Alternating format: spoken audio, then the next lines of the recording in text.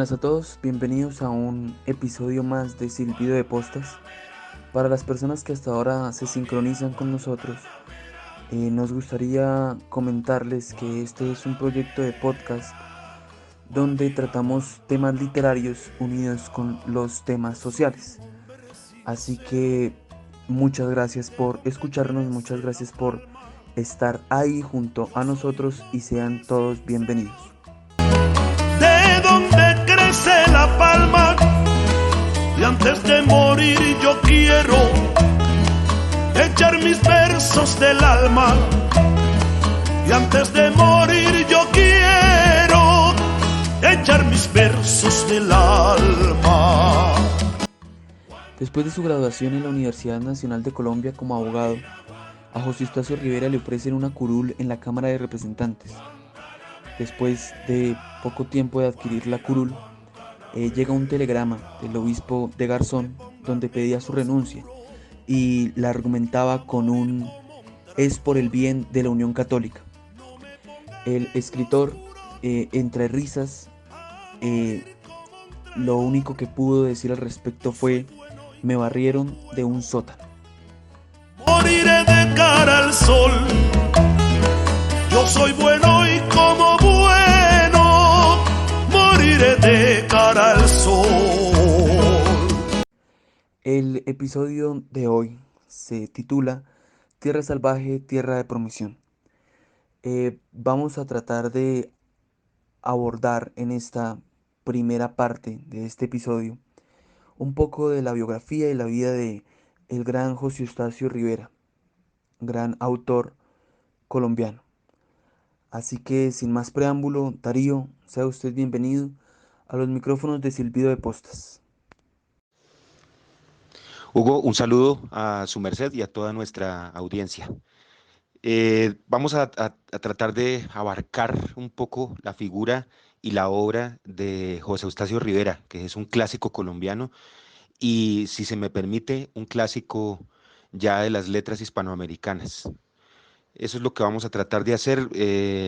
Con algún tiempo le vamos a dedicar y primero que todo me gustaría que pensáramos un poco en la figura misma de Rivera, ¿no? Como poeta y como novelista, y dónde lo podemos encuadrar dentro de la historia de la literatura colombiana para poderlo relacionar después con toda la cohorte de autores, autoras de principios del siglo XX.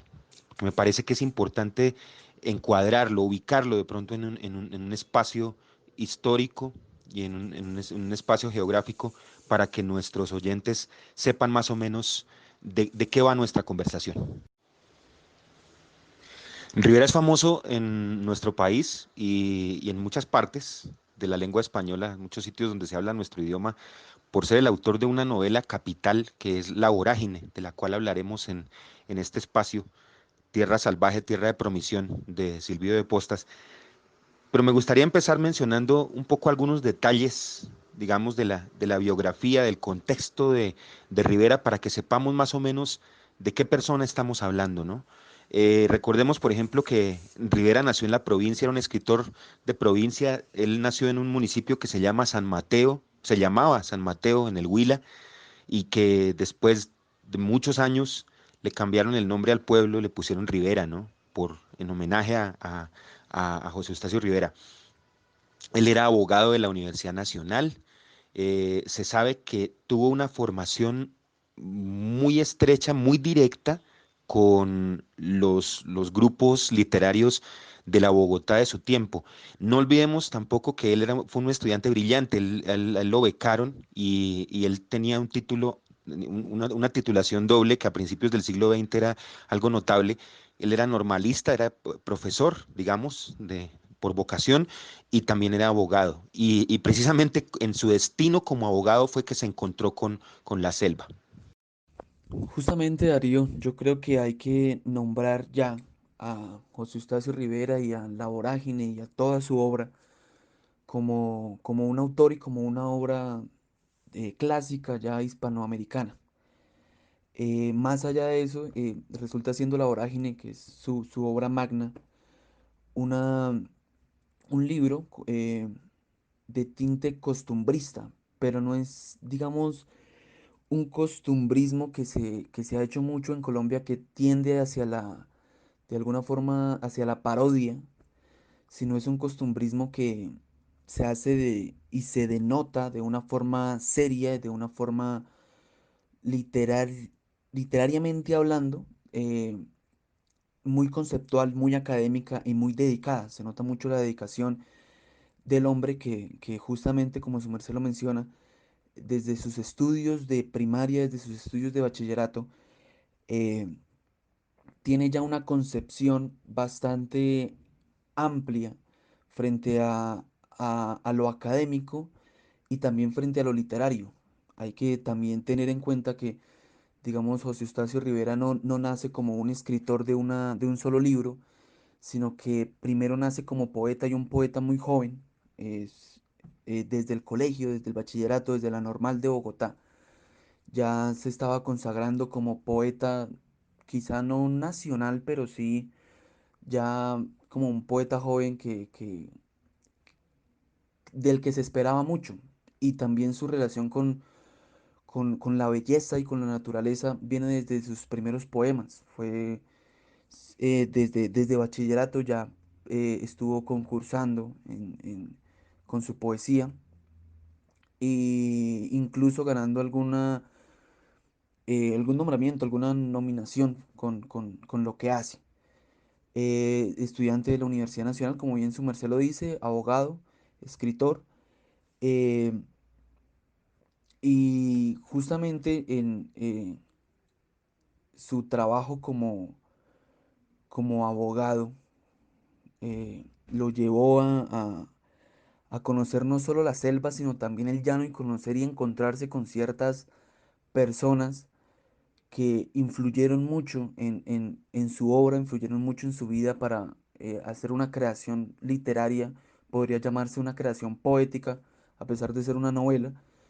Y eh, esto también lo llevó a ganarse un cierto grado de respeto a nivel institucional en Colombia, que viene también desde su familia, tíos por allá, conservadores, generales, participantes del Congreso, y entonces ya es como una tradición también de alguna forma política y muy institucional que le genera su doble eh, vocación, el hecho de tener dos trabajos y también su tradición. Entonces eso también lo llevó desde un punto ya más real a, a tener un espacio institucional bastante grande, bastante importante y desde muy joven, desde que salió egresado de la universidad, tiene un espacio institucional importante. Em, por ahora podríamos hablar de su salida de la universidad, podemos hablar de su llegada a los Llanos Orientales y podemos hablar también pues, de su llegada, podemos adentrarnos ya a su llegada a la selva como tal. Para, se pueden reconocer, digamos, unos tres periodos muy concretos en la vida de Rivera, ¿no? Como escritor, digamos. Uno es el de principios del siglo XX y más o menos la primera parte de la década del 10, que es la búsqueda de Rivera como poeta, es decir, su formación como poeta, sobre todo un poeta de cuño modernista, es decir, él leyó mucho el modernismo, a Gutiérrez Nájera, a Rubén Darío, por supuesto. Creo que es uno de los primeros lectores de Silva, de los primeros lectores acuciosos de José Asunción Silva. Entonces hay una herencia modernista en Rivera, ¿no? Que se está marcando su época escolar, como su merced lo anotaba, también la época de universitario y el encuentro con algunos grupos de corte literario también en la Bogotá de ese tiempo, ¿no? Él publicaba mucho en periódicos porque había la posibilidad de que se le publicara al, al joven poeta sobre todo los sonetos, había un gusto por el soneto en algunos de estos periódicos de principios del siglo XX. Luego él se recibe como abogado en la Universidad Nacional y empieza a trabajar en algunos campos relacionados con el derecho, sobre todo en un sentido institucional. Él trabajó con el Estado. Yo supongo que eso lo deduzco por la calidad del trabajo al que él accedió, y es que era un abogado brillante, es decir, era una persona con una alta capacidad, y entonces lo contrataban los gobiernos conservadores de entonces para el trabajo propiamente con el Estado. Él se encuentra en la vida con una misión que marcó la década del 20 del siglo pasado, que fue la de la definición de los límites de nuestro país con otras naciones, ¿no? Hay una comisión en la que él lo nombran, la comisión limítrofe entre Colombia y Venezuela, para definir propiamente los límites y las fronteras de los países. Esa es la razón por la cual Rivera termina viajando primero al llano. Él conoce las tierras del Yopo, las tierras de Casanare, lo que posteriormente se iba a llamar Casanare, y luego sigue bajando, ¿no? Como formando parte de ese trabajo. Eso le gastó a él 2 años de su vida, quizá el del 1922, 1923, porque la vorágine es de 1924.